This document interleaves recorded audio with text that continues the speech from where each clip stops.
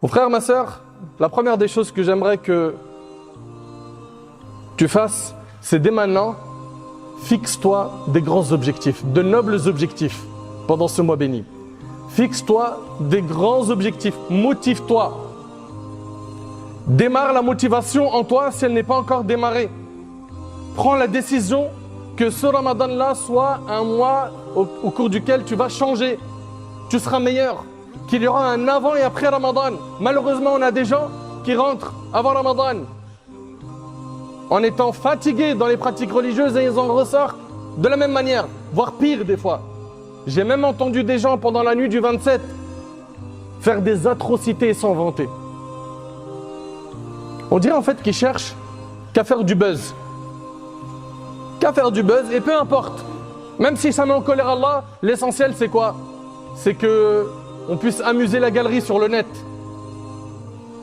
Qu'Allah subhanahu wa ta'ala les guide et améliore leur situation. Mon frère, ma soeur, pour ce mois-là, il va falloir qu'on se prépare, qu'on se motive. Ce mois-là a besoin d'une préparation car c'est un mois où il y a des adorations physiques à faire.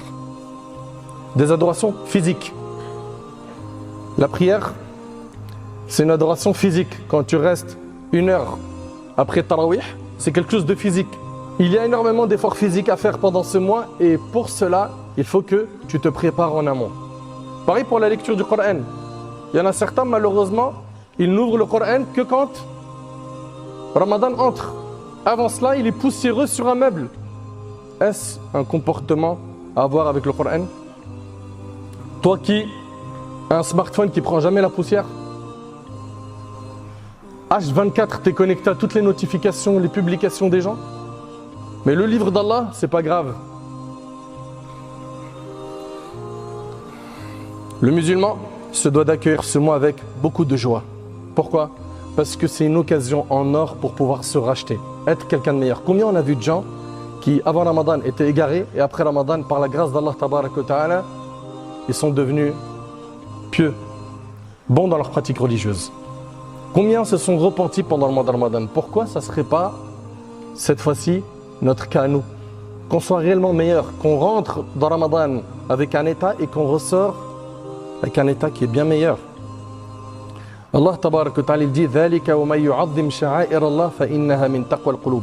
Il en est ainsi, quiconque honore les rites sacrés d'Allah accomplit ce qui relève de la piété du cœur.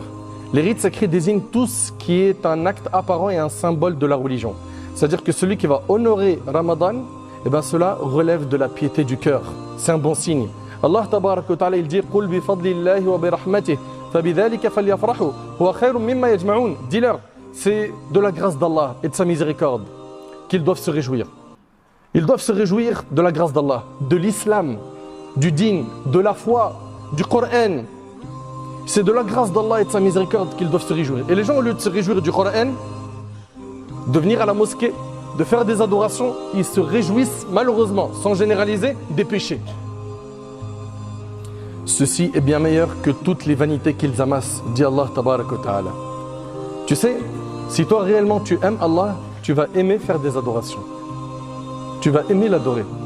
Tu vas aimer la prière. Si réellement tu aimes Allah, tu prendras goût à jeûner le lundi et le jeudi. À jeûner 3 jours par mois.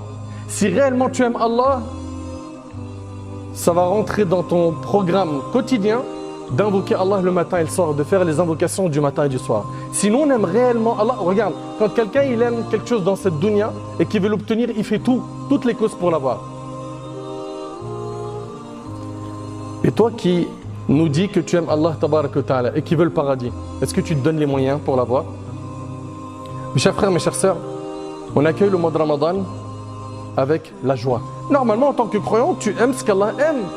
Et Allah subhanahu wa ta'ala, il aime les adorations. Il aime les nawafil, il aime le fara'id, les actes obligatoires. Si tu vois que tu as un pincement dans le cœur, parce que bientôt Ramadan arrive, remets-toi en question. Et corrige vite l'état de ton cœur car tu es en danger. Et rappelle-toi, c'est une chose, c'est que le jour du jugement, Allah, il ne va pas regarder ta couleur.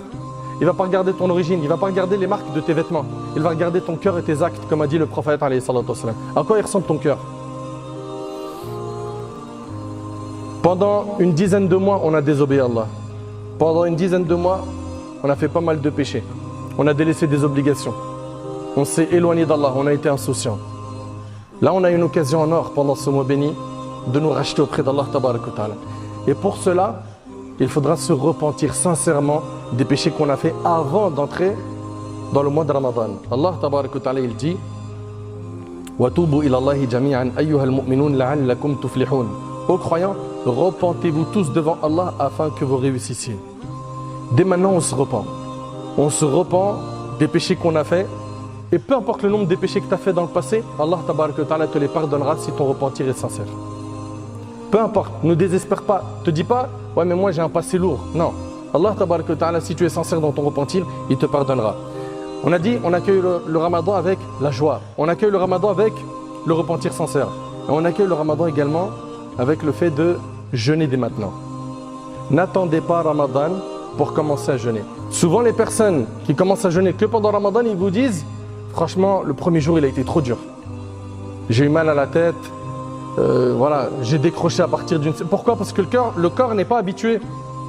Dès maintenant, pendant Sha'ban, jeûnez et préparez-vous. Aïcha radiallahu anha, elle relate, il n'est pas un mois où le prophète alayhi salatu wassalam jeûnait plus que le mois de Sha'ban. Il jeûnait tout le mois de Sha'ban. Et dans une autre version, il jeûnait tout le mois de Sha'ban, hormis quelques jours rapportés par Bukhari Muslim. Donc le prophète sallallahu alayhi wa sallam jeûnait beaucoup pendant ce mois dans lequel nous sommes. Et n'oubliez surtout pas de rembourser les jours de jeûne que vous n'avez pas encore remboursés de Ramadan dernier. Il y a des sœurs qui ont eu, comme vous le savez, leur menstru et qui, il est possible, elles n'ont pas encore remboursé leur jour. Faites ça dès maintenant. C'est une dette que vous avez envers Allah. Et pareil pour nos frères. Ceux qui, pour cause de maladie ou autre, se sont retrouvés à ne pas jeûner un certain nombre de jours, ils doivent rattraper ces jours et faites-le rapidement avant le mois de Ramadan